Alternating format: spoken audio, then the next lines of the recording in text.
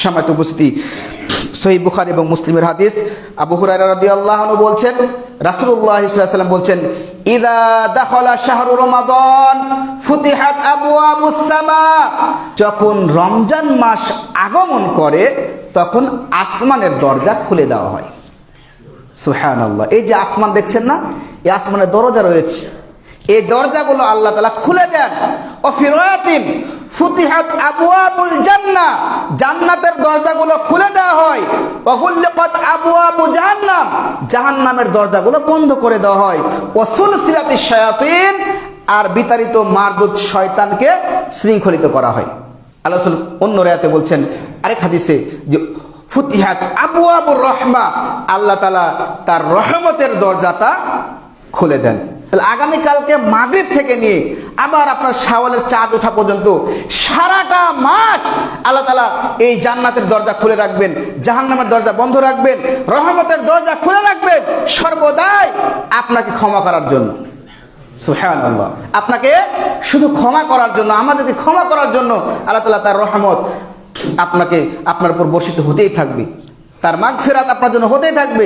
অনেক ক্যালেন্ডারে আপনি পাবেন যে রমজানের প্রথম দশক রহমত, পরের দশক, দ্বিতীয় দশক মাগফিরাত, তৃতীয় দশক নাজাত, এইভাবে লেখা থাকে। তাহলে যদি প্রথম দশক রহমত হয়, তাহলে দ্বিতীয় দশকে অবশ্যই রহমত শেষ, আর রহমত আপনি পাবেন না।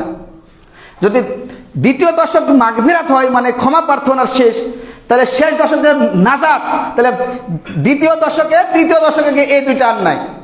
অথচ আল্লাহ কি বলছেন, যে সারা মাসটাই শুধু প্রথম দশক, দ্বিতীয় দশক, তৃতীয় দশক, সারা মাসটাই শুধু আপনি ক্ষমা চাওয়ার জন্য, আপনার প্রতি রহমত বর্ষিত হবে, আপনাকে ক্ষমা করা হবে, আপনাকে নাজাত দেওয়া হবে। সুনান আবু দাউদ 682 নম্বর হাদিস, রাসূল সাল্লাল্লাহু আলাইহি ওয়াসাল্লাম বলছেন, ইযা কানা আউয়ালু লাইলাতিন মিন শাহরি রমাদান, যখন রমজান মাসের প্রথম রাত আগমন করে, মানে আগামীকাল যদি রমজান হয় তাহলে প্রথম রাত, যখন রমজান মাসের প্রথম মাস রাত্রি আগমন করে, সুলসিলাতিশ শায়াতিন, সকল জিনগুলোকে আল্লাহ তাআলা শৃঙ্খলিত করে ফেলেন, বেঁধে ফেলেন। এরপর আল্লাহ বলছেন যে ওয়াগুল্লিকাত আবওয়াবুন নার, জাহান্নামের দরজা বন্ধ করে দেওয়া হয়। ফালাম ইফতাহ মিনহা বাবুন, সারা রমজান মাসে আর জাহান্নামের দরজাগুলো খোলা হবে না। সুবহানাল্লাহ। ওয়া ফুতিহাত আবওয়াবুল জান্নাহ, জান্নাতের দরজাগুলো খুলে দেওয়া হয়। ফালাম ইউগলাক মিনহা বাবুন, জান্নাতের একটা দরজা আর বন্ধ করা হবে না। সুবহানাল্লাহ।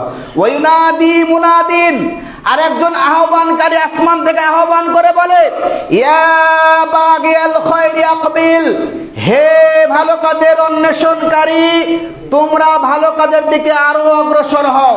হে সিয়াম পালনকারী, হে যাকাত প্রদানকারী, হে দান সাদাকাকারী, হে কোরআন তেলাওয়াতকারী, হে আপনার সালাত আদায়কারী, যে যেখানে যে অবস্থায় তোমরা ভালো কাজ করছো, তোমরা এই ভালো কাজের দিকে দ্রুত অগ্রসর হও। কে বলেন? একজন ফেরেশতা বলেন আকাশ থেকে। এরপরে আবার বলেন, ওয়া বাগিয়াশ শাররি আকসির, হে মন্দ কাজের অন্বেষণকারী, হে জেনাকারী, এরপরে সুদখোর, ঘুষখোর, বেনামাজি, চুগলখড়ি, মিথ্যুক, যে যেখানে যে অবস্থায় খারাপ কাজ করছো, এই খারাপ কাজ থেকে এখনই নিবৃত্ত হও, এখনই থেমে যাও। ফেরেশতা সারা মাসে আপনাকে বলতেই থাকবে, হে ভালো কাজের অন্বেষণকারী, তুমি তোমার ভালো কাজের দিকে দ্রুত অগ্রসর হও।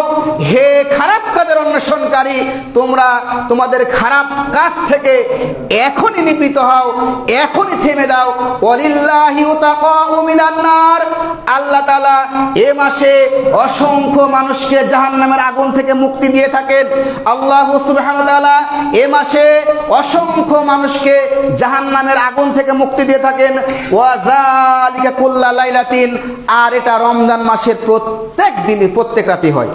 সুবহানাল্লাহ। শুধু প্রথম দশক, দ্বিতীয় দশক, তৃতীয় দশক না, প্রত্যেক রাতে আল্লাহ সুবহানাহু ওয়া তাআলা অসংখ্য মানুষকে জাহান্নামের আগুন থেকে মুক্তি দেন। সুবহানাল্লাহ, এটা হচ্ছে রমজান।